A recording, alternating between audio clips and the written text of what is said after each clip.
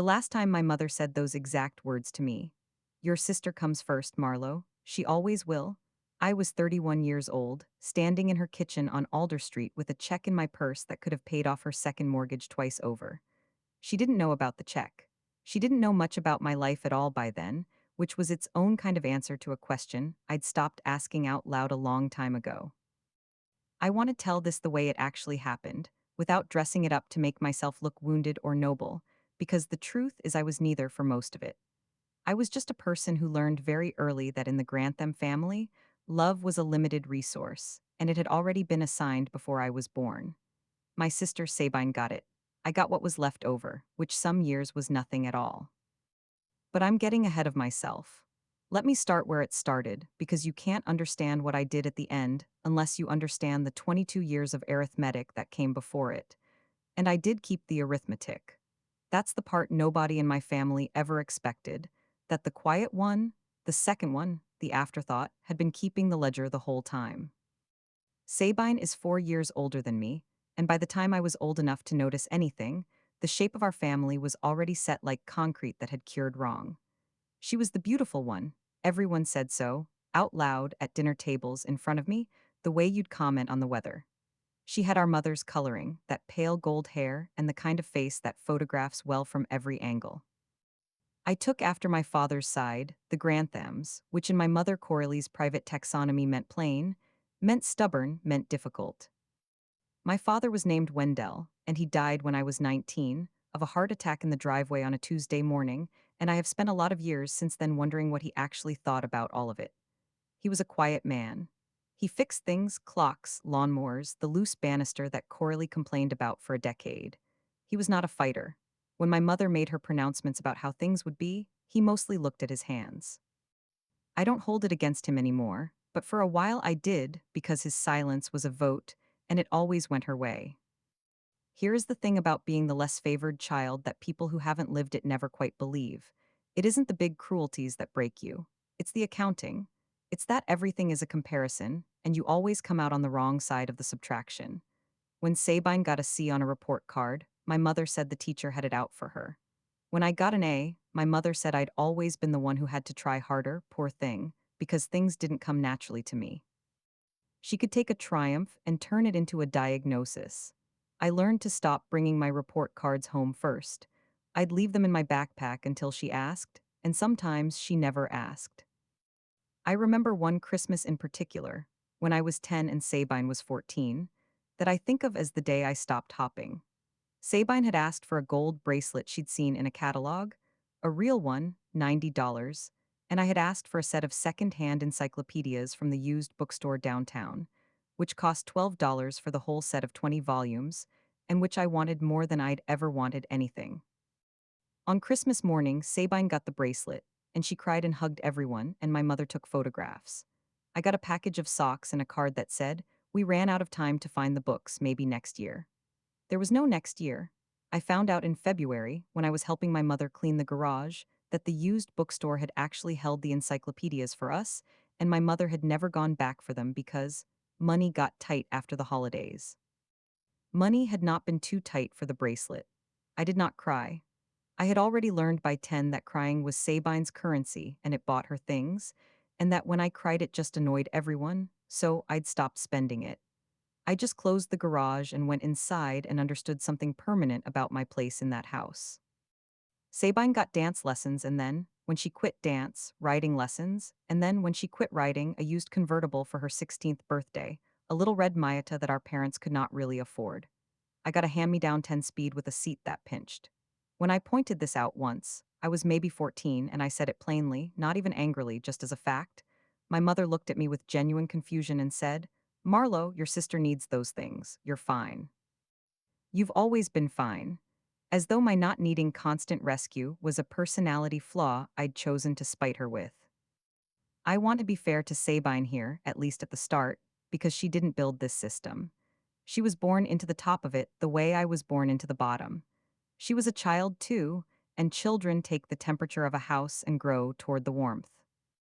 She grew toward all that warmth and became exactly what a person becomes when they are told, every single day, that they are the center of the world. Charming, careless, and completely unable to imagine a version of events in which she was not owed something. By the time we were adults, the pattern had a kind of terrible momentum to it. And that's where the money comes in, because in my family, money was always just love wearing a coat. My father's mother was named Vivienne Grantham, and she was the one adult in my childhood who looked at me like I was a whole person and not a comparison. She lived 2 towns over, in a narrow house that smelled like coffee and cedar, and she taught me to play gin rummy and told me more than once that being underestimated was a gift I'd understand later. People show you everything, she said, when they think you don't matter. Vivienne died in the spring of 2003, when I was 17. And this is where I have to tell you something that I did not learn until I was 26, 9 years after the fact, because it is the seed of everything. Vivienne left money, not a fortune, but real money for a woman like her. She'd worked 40 years as a bookkeeper and saved with the discipline of someone who'd grown up with nothing. She left the bulk of it, $38,000, in a small trust, and she named it specifically. I have seen the document. The language was, "For the education and betterment of my granddaughter Marlowe Grantham." My name, not Sabine's, mine. I never saw a dollar of it. What happened, and I pieced this together years later, from a bank officer who let something slip, and then from my aunt who finally told me the truth at a funeral, was that my mother was the trustee, because I was a minor when Vivienne died, and my mother made distributions. That was the word on the paperwork, distributions. In 2009, she distributed $19,000 of my grandmother's education, money to pay for Sabine's wedding. In 2011, she distributed the remaining 19,000-ish, plus a little more scraped from somewhere, toward the down payment on Sabine's condo. By the time I found out, the trust was empty and had been for years. When I confronted her, the one and only time I ever raised my voice at my mother before all of this, she did not deny it. She didn't even seem to think it was wrong. She said, and I remember every word because I wrote it down that night, Sabine needed a wedding. She needed a home. You were always going to land on your feet, Marlowe. Your grandmother would have understood. Then she said the sentence that became the title of my entire life. Your sister comes first. That's just how it is. I paid for my own college with loans and 2 jobs.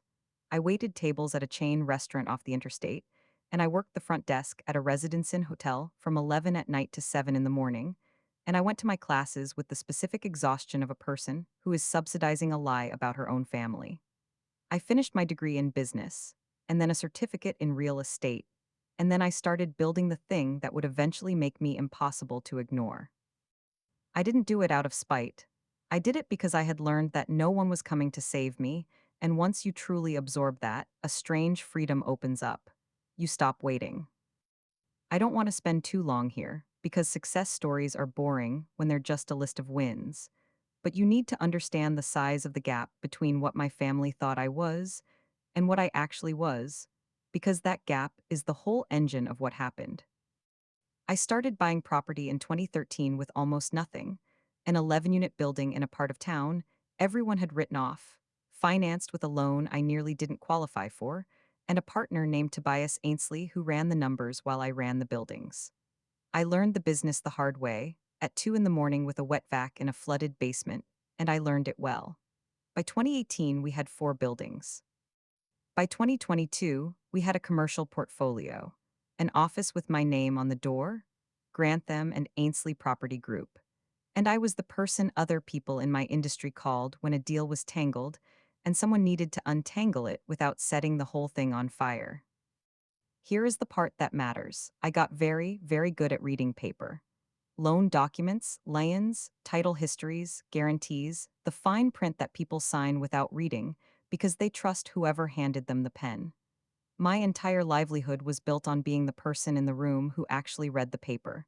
Remember that. It comes back. There was a night in the winter of 2016 that I think about whenever the old feeling of being small tries to come back. A pipe had burst in the second building I owned, a 20-unit on Holly's Court, on the coldest night of the year.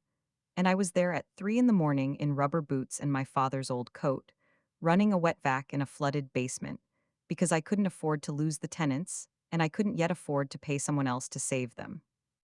My phone buzzed while I was down there in the freezing water. It was a text from Sabine. It said, Can you Venmo me $200? Dash's card got declined at dinner. Embarrassing. Pay you back promise.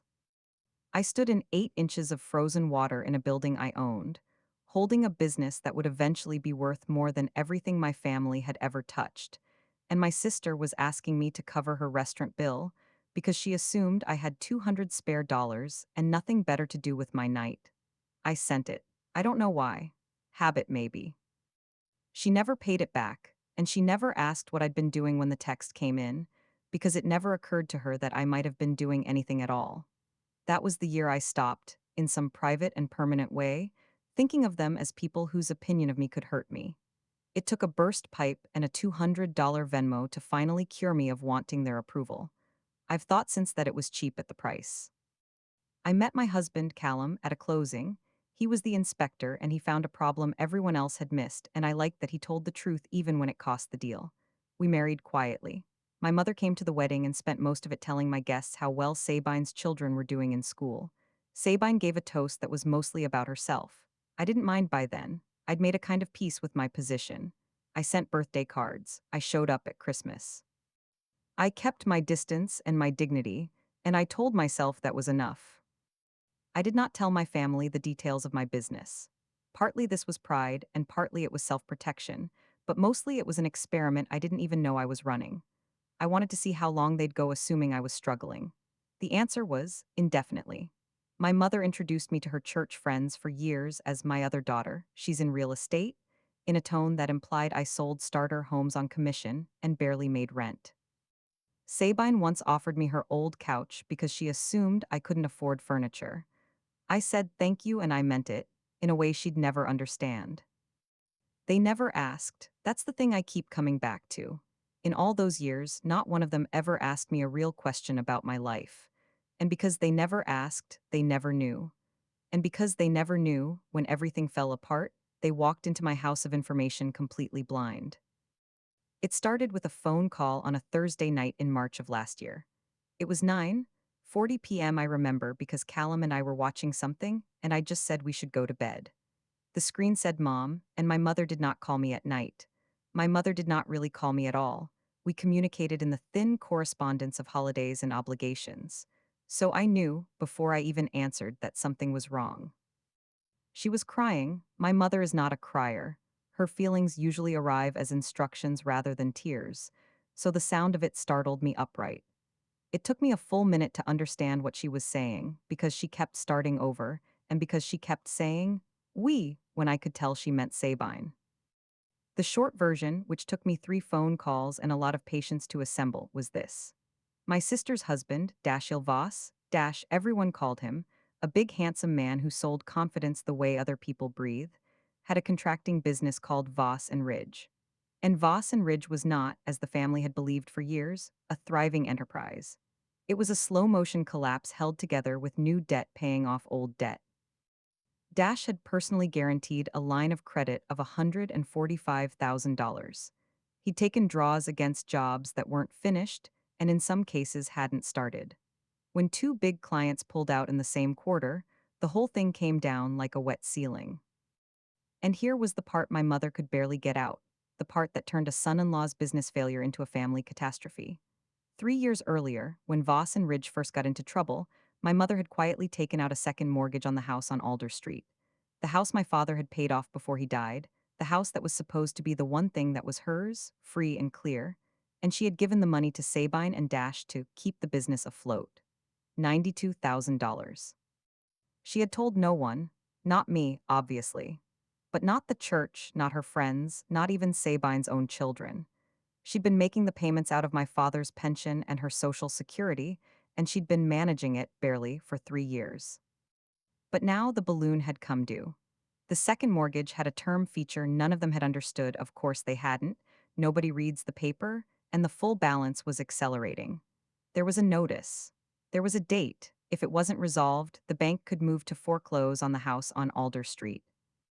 My childhood home, the one with the banister my father fixed, the one my grandmother's money had been spent to keep Sabine out of and put Sabine into a condo instead. That house was going to be taken to cover the debts of the sister who came first. I don't know what to do, my mother said over and over. I don't know what to do, I don't know who to call, I don't know what to do. And then she said the thing I will never forget. She said, Sabine can't handle this. She's a wreck. You've always been the practical one. You've always been so cold about money. Cold. That was the word she'd used for my entire life to describe the fact that I could take care of myself. Can you come? Can you just come and look at it? You're good with this kind of thing. I sat in my kitchen for a long time after we hung up. Callum put his hand on my back and didn't say anything because he knew. He'd heard 20 years of stories, and I felt a lot of things at once, but the loudest one, the one I'm not proud of, was this. After a lifetime of being the one who didn't matter, I was suddenly, desperately needed. And I had every single tool to fix it. And nobody in that house had any idea what I actually held. I drove out to Alder Street on Saturday morning.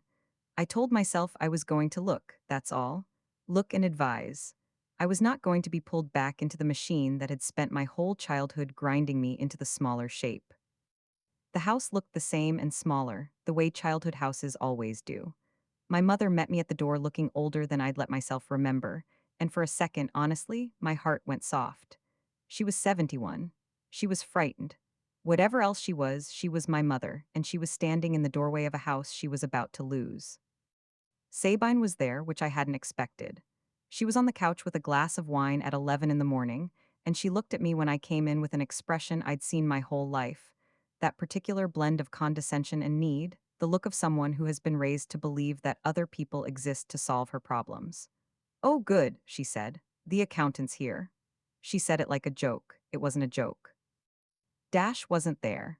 Dash, I would learn, was mostly not there through this entire ordeal, having discovered that the confidence he sold so well did not extend to sitting in a room with the wreckage he'd made. He was working on some leads. He was always working on some leads. They had a shoebox and 2 grocery bags full of paper. That was their filing system. My mother had been so ashamed and so overwhelmed that she'd simply stuffed everything. The mortgage documents, the notices, the business records Dash had dumped on her, statements, letters, into containers and pushed them into a closet. She handed them to me the way you'd hand someone a wound and ask them to make it stop hurting. Just tell me it's going to be okay, my mother said. I said I needed to read everything first. I said it might take a while. And I sat down at the dining room table where I'd eaten 1,000 dinners in the wrong seat, and I started to read. I read for 6 hours that first day. And here is what reading the paper does when you know how to read it. It doesn't just tell you the story people are telling you, it tells you the story underneath. It tells you the true one. The second mortgage was real, 92,000, accelerating, with a payoff figure that had climbed to just under 118,000 once you added the arrears and the fees. That much I already knew. But the shoebox held more than the crisis. It held a history. Because my mother, being of a certain generation, kept everything, and because the business records were tangled up with the family records, I found myself holding, for the first time in my life, the complete financial archive of the Grantham family's love. I found the trust documents for my grandmother's money, the original one nomming me, and the distribution records in my mother's handwriting. 19,000 S wedding, 2009. The rest S condo, 2011. Seeing it in her own hand after all those years did something to me that I wasn't ready for. I had known it, but knowing a thing and holding it in your hands are different weights. I found the Cossain records. My mother had Cossained a car loan for Sabine in 2015, an $18,500 SUV, and when Sabine defaulted, my mother had paid it down herself, another sum quietly absorbed. I found a canceled check from 2017, $11,000, memo line help for S, no further explanation. I found a home equity draw from 2019 that had gone to landscaping and renovations at Sabine and Dash's house, work that Dash's own company had supposedly done, which meant my mother had paid Dash to improve Sabine's home. I found evidence of a loan my mother had taken from her own retirement account in 2020, penalties and all, $13,000 to cover a shortfall when Voss and Ridge missed payroll. And then I did the thing I do, the thing that is my actual profession.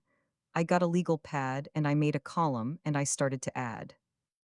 Over 22 years, from my grandmother's death in 2003 to that Saturday at the dining table, The amount of money my mother had transferred, gifted, cosened, absorbed, or mortgaged her own home to provide to Sabine came to $214,000. I checked it 3 times. 214,000. The amount that had gone to me in that same period was $38,000, except that money was my grandmother's, left specifically to me, and it had been taken from me and given to Sabine. So the true figure, the honest figure, the one that told the real story of who came first was this. Over 22 years, my mother had given my sister $214,000 and had given me negative 38,000. There was one more thing in that shoebox, and I almost missed it, tucked inside an old greeting card envelope soft with age. It was a letter in my grandmother's handwriting, dated a month before she died. It was addressed to my mother. It was short. It said that Vivienne had thought carefully about her will, and that she wanted my mother to understand that she was leaving the money to me directly, in trust, and not to the family to divide, because, and I read this line standing up, and then I had to sit back down. Coralie, you love Sabine more than you love Marlowe, and you have never once hidden it, and I will not leave that child's future in your hands. Let her have this one thing that is only hers. My grandmother had seen all of it, decades before I did. She had tried, from beyond her own death, to build me a small fortress that my mother could not enter. And my mother had found the door anyway, called it a distribution, and given it to Sabine. I sat there holding a dead woman's warning to a living woman who had ignored it, and I felt my grandmother's hand on my shoulder across 22 years, and I understood that she had been the only person in my life who ever counted me first, and that she'd known she'd have to fight my own mother to do it. I sat with that number in the fading light of a Saturday afternoon, in the house I grew up in, while my sister drank wine on the couch and my mother hovered in the kitchen waiting for me to tell her it was going to be okay, and I understood that I was holding something more valuable than any of the properties in my portfolio. I was holding proof. Not feelings, not old grievances, not the kind of thing a family can wave away as your interpretation, your bitterness, your imagination. Documents. In her handwriting, a ledger. Over the next few days, the shape of the crisis clarified, and so did the shape of everyone's assumptions about how it would be solved. My mother assumed, she said this to me directly, that I would know someone or figure something out, in the vague way that people who don't understand money imagine that people who do understand money can simply conjure it. She did not, in her wildest imagining, understand that I personally had the means to write a check for the entire payoff and not feel it. To her, I was still the daughter who might have to check her budget before buying a plane ticket. When I told her the payoff figure, 118,000, she went white and said, "Where would that even come from?" and looked at me not as a source, but as a fellow bystander to the impossibility. Sabine assumed something different and more insulting. Sabine assumed that this was, ultimately, going to get solved the way things always got solved, by other people, and that her job was to be upset attractively until it was over. When I sat the family down that first week to explain the actual situation, Sabine's main contribution was to cry and say that she couldn't believe this was happening to her, as though the house were being taken from her and not from the mother who'd bankrupted herself to keep Sabine comfortable. At one point she said, and I want you to sit with this, she said, "Marlowe, you don't understand what it's like to have people depend on you. You've always just had yourself to worry about. I run a company with 14 employees and their families depending on my payroll." I said nothing. I was learning the value of saying nothing. And when Dash finally appeared, 3 days in, having run out of leads to be working on, Dash assumed he could charm me. He came into my mother's living room with his big warm handshake and his big warm voice, and he said, "Marlowe, I always knew you were the smart one, the sharp one. We've always understood each other, you and me." Which was a remarkable statement given that we had spoken perhaps 40 sentences to each other across 15 years. He wanted me to know that this was just a cash flow timing thing, a temporary squeeze, that he had a couple of big jobs about to close that would make everyone whole. He said the word whole a lot. I had read his business records. There were no big jobs about to close. There was a hole with no bottom. I'll tell you about one moment from that week because it clarified everything for me. On the Wednesday, Dash caught me alone in the kitchen while I was making coffee, and he lowered his voice the way men like him do when they're about to try to make you an accomplice. "Look," he said, Between you and me, the smart ones, we both know Coralie and Sabine can't handle the details.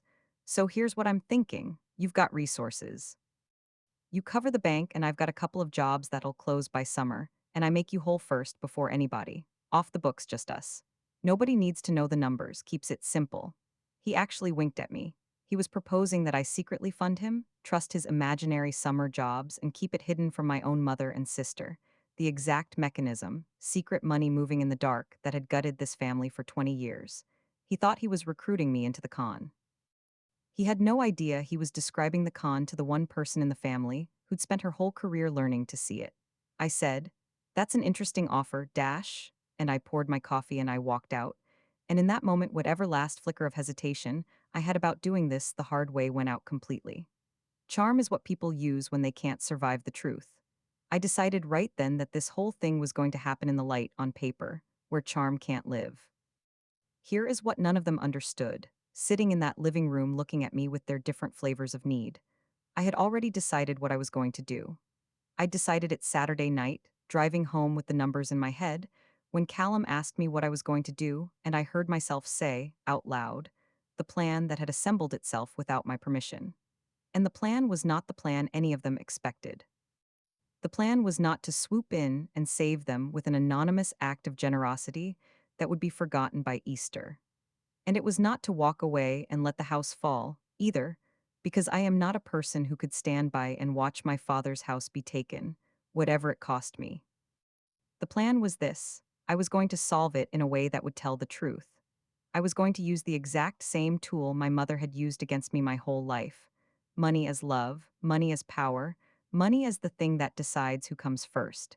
And I was going to turn it around so that, for once, the truth was written in the ledger for everyone to read. Callum and I talked about it for hours that first Saturday night at our own kitchen table with the numbers spread between us.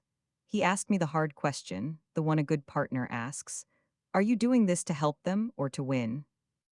And I sat with it because he deserved an honest answer, and so did I. I told him the truth, which was that I no longer needed to win.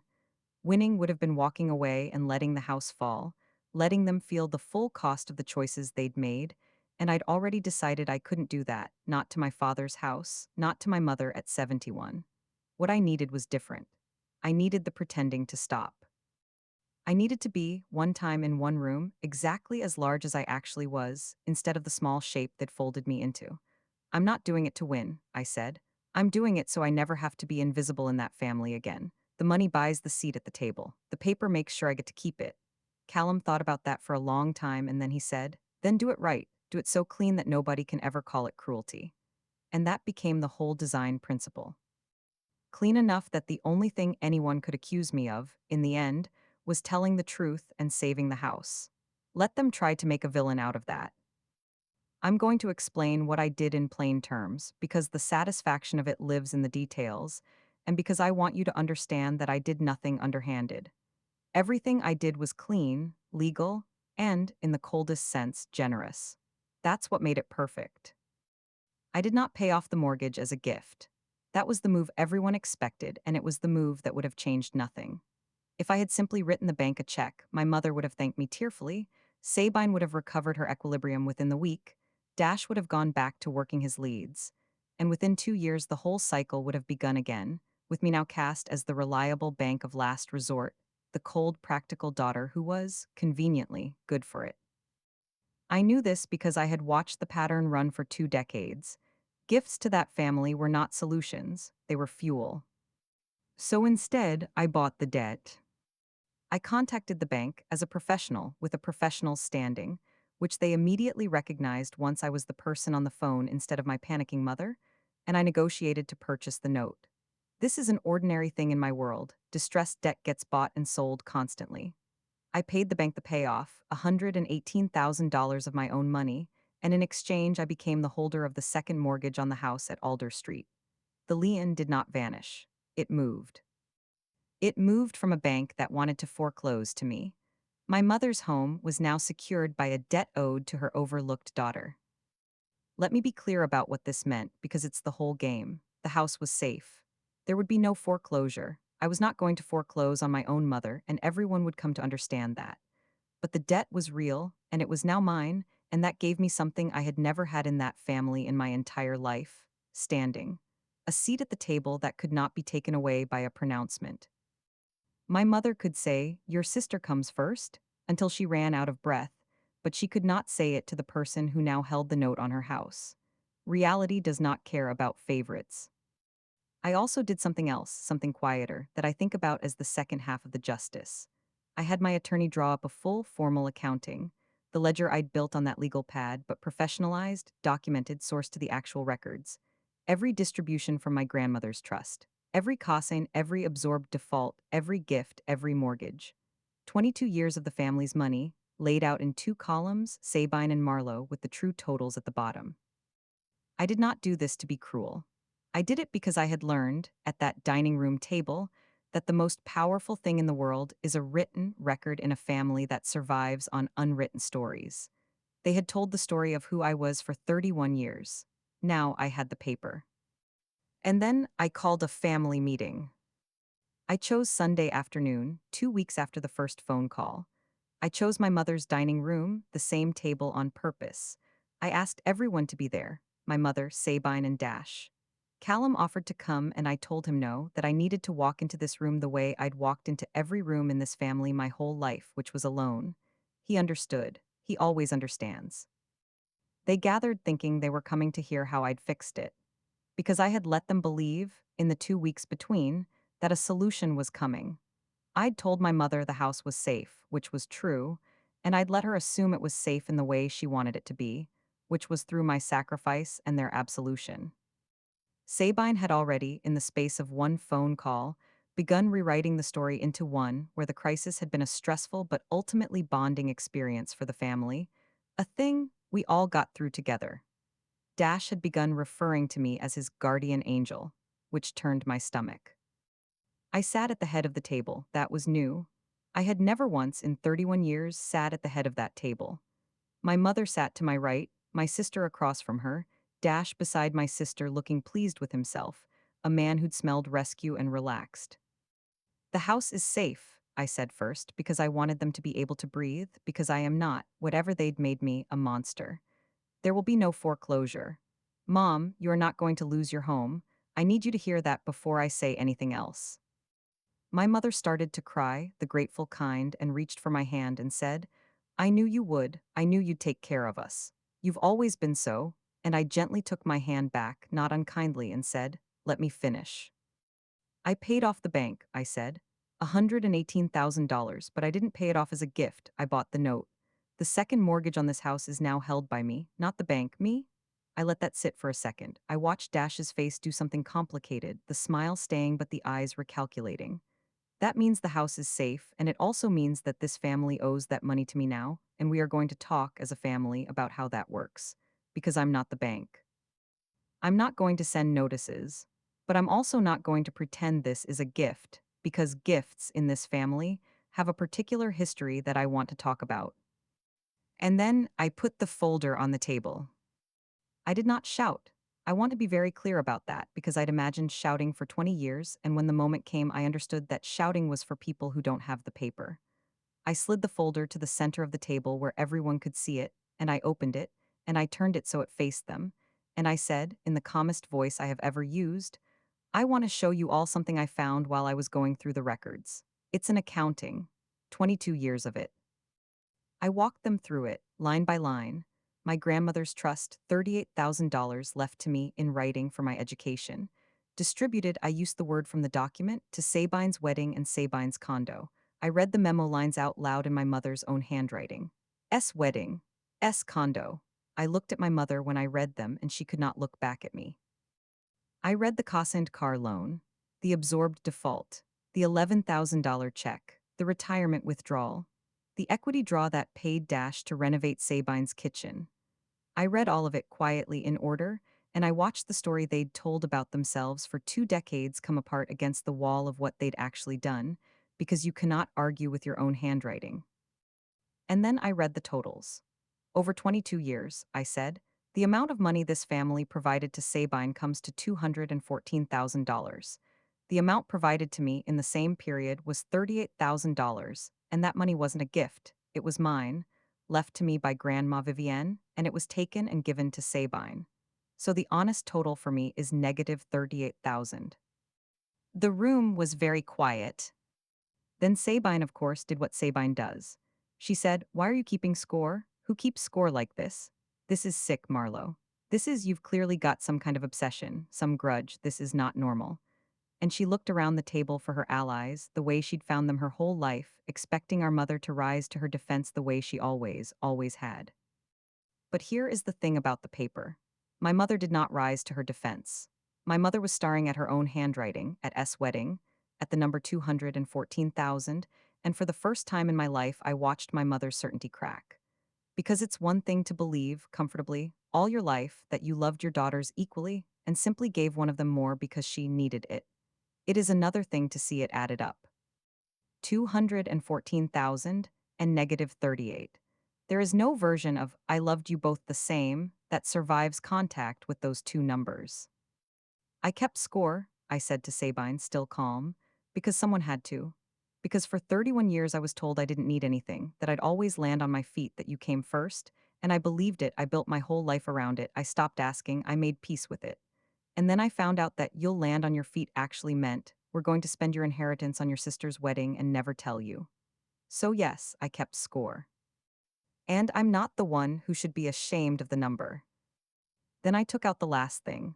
I'd copied it separately, on its own page, because it deserved to stand alone.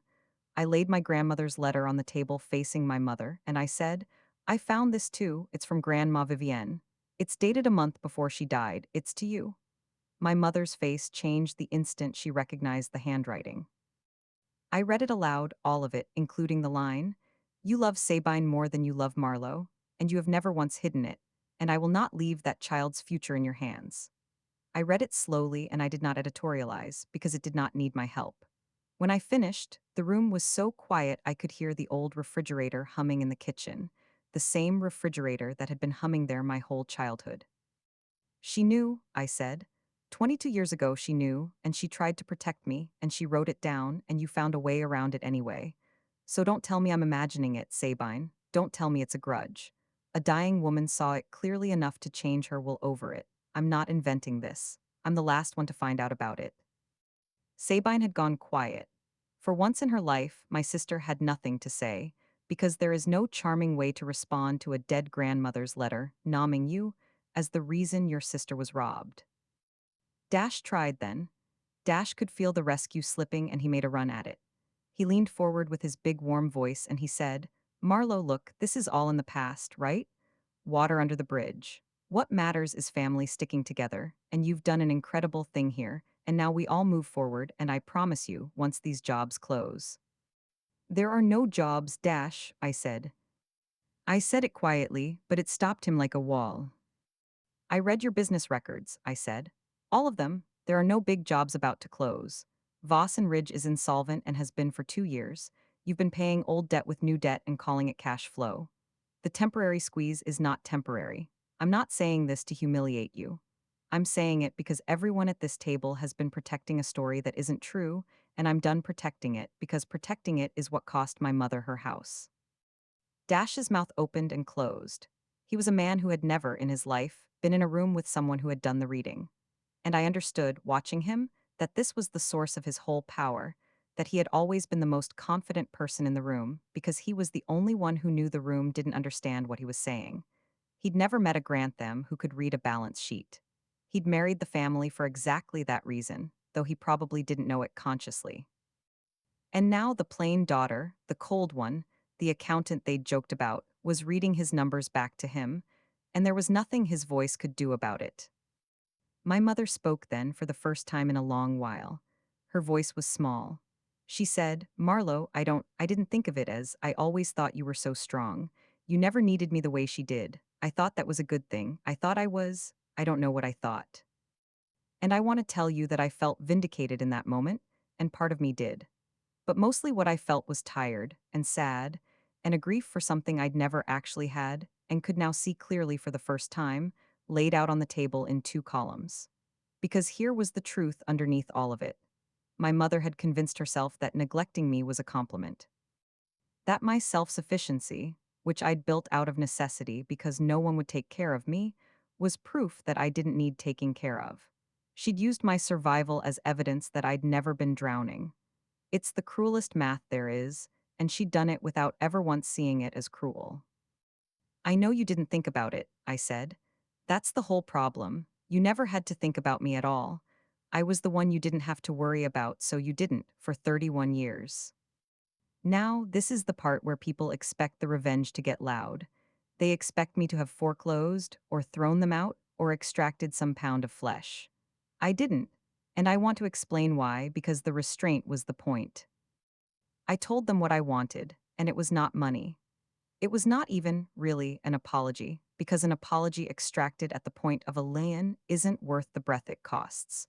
What I wanted was the truth, made permanent, so that it could never again be waved away as my imagination. First, the house was safe, and it would stay safe, and I told my mother that in plain terms so she could sleep. I was never going to foreclose, but I would hold the note, and I would hold it formally, with real paperwork, because I was done with this family's tradition of secret money and unwritten debts. The debt would exist on paper, honestly, and if it was ever repaid, it would be repaid honestly. And if it was never repaid, which, let's be realistic, it never would be, then it would simply stand as a permanent, documented fact that when the family that put Sabine first was about to lose everything, it was the daughter who came last who saved it. I wanted that written down. I wanted it to be true and known. Second, I told Sabine and Dash that I was done being anyone's safety net in a system built on lies, and that if there was ever going to be help from me again, and I did not promise there would be, it would come with daylight. Real accounting. Real accountability.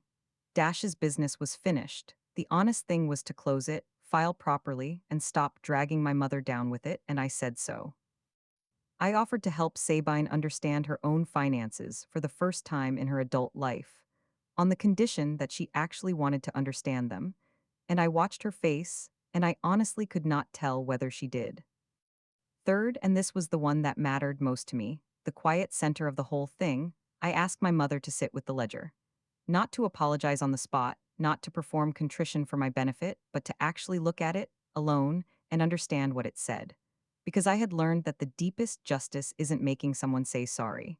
It's making it impossible for them to keep believing the story that let them hurt you. I took the certainty away from her. Gently, with paper in her own handwriting. For the rest of her life, my mother would never again be able to say, I loved you both the same, and believe it because she'd seen the number. That was the justice. Not her pain, her clarity. I left the folder with her when I went. A copy, I have the originals. I won't pretend it all resolved into some warm reconciliation, because life isn't a script and my family isn't a family that turns on a dime. But things changed in ways that were real. Sabine did not, at first, change at all. She spent the following weeks telling anyone who'd listened that I'd humiliated her, that I was obsessed with money, that I'd made a horrible day about myself. She's still telling some version of that story to this day, to the shrinking number of people who will still listen, because the number is shrinking.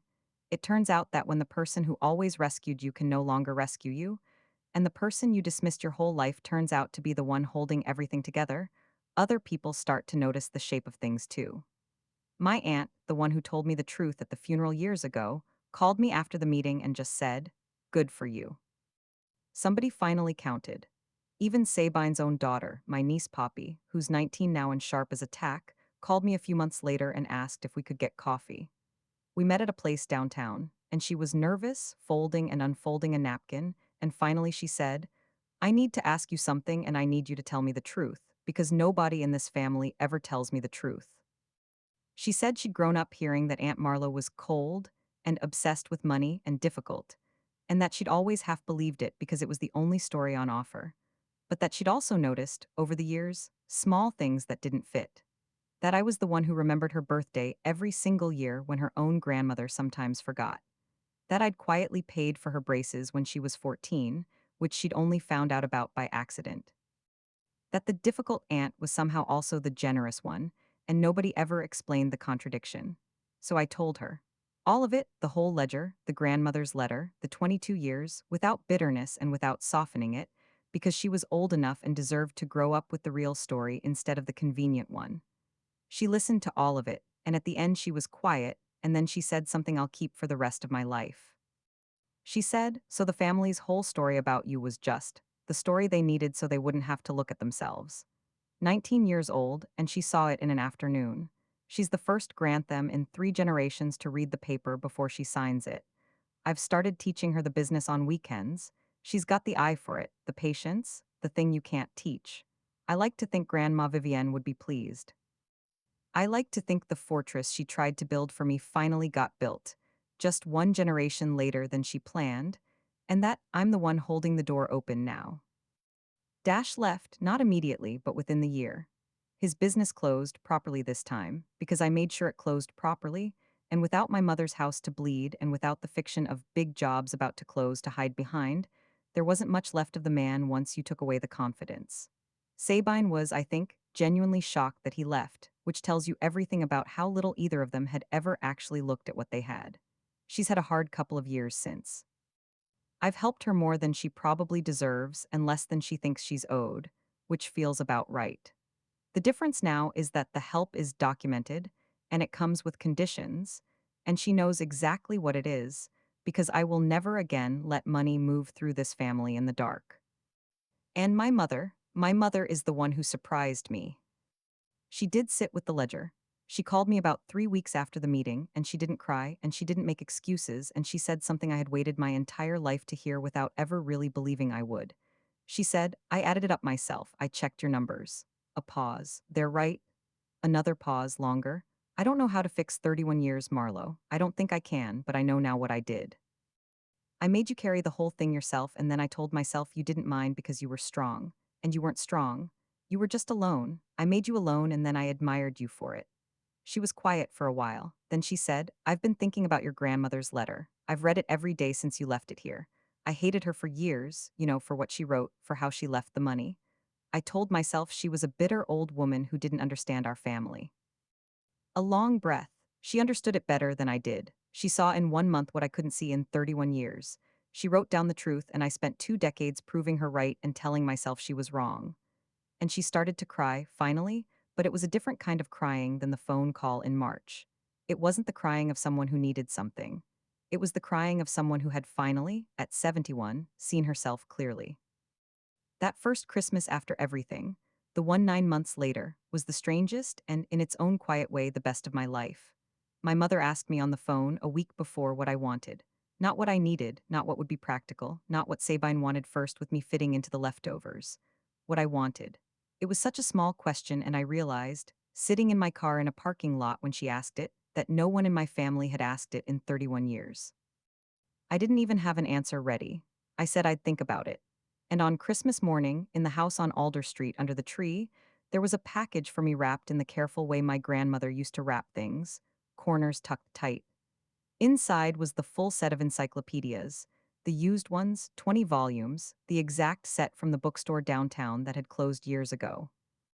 My mother had spent 3 months tracking down a matching set from an estate sale 2 states away. There was a card. It said, "21 years late, I'm sorry it took me your whole life to go back for the books." I did cry then. For the first time in that house, I cried, and for once it didn't annoy anyone, and my mother held my hand and cried with me, and Sabine sat on the couch watching us with an expression I couldn't read and didn't try to. Some things you can't buy back. But the gesture of trying, finally, from a woman who'd spent 3 decades not trying, that was worth more than the books, and we both knew it. I'd be lying if I said that fixed everything, because it didn't. 31 years is 31 years, and you don't get the childhood back, and no amount of late clarity fills in the report cards no one asked to see. But it was something. It was the first true thing my mother had ever said to me about the two of us, and I found that I could hold it, and that holding it made me lighter. People ask me sometimes, the few people I've told this whole story to, whether I regret how I did it.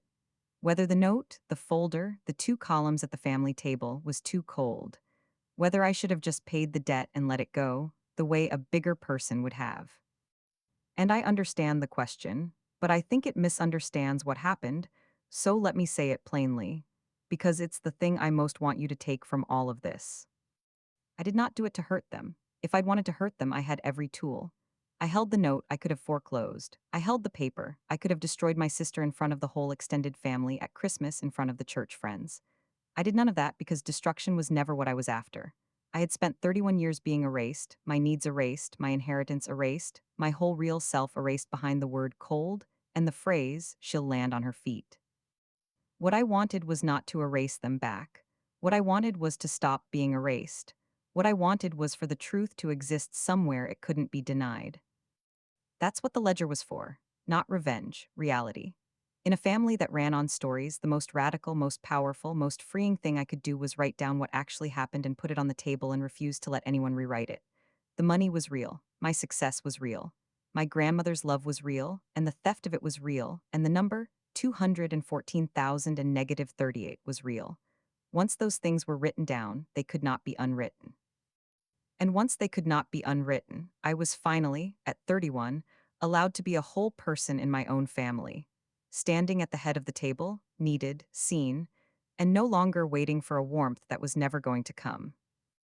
My mother said my whole life, your sister comes first.